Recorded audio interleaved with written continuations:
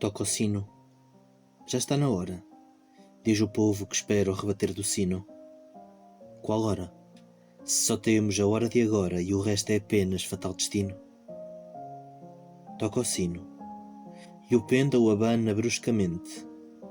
Que hora é esta que dura e não passa, e deixa este povo, esta gente, tremente de um presságio de desgraça? Toca o sino, e o barco entra no porto.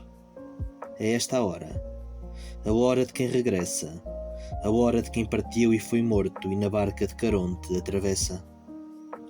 Toca o sino, a esperança afundou-se no mar. É a tristeza que chega a querer desembarcar, lembrando quem morreu, mas viveu a amar. Toca o sino, e o sino não vai parar nunca de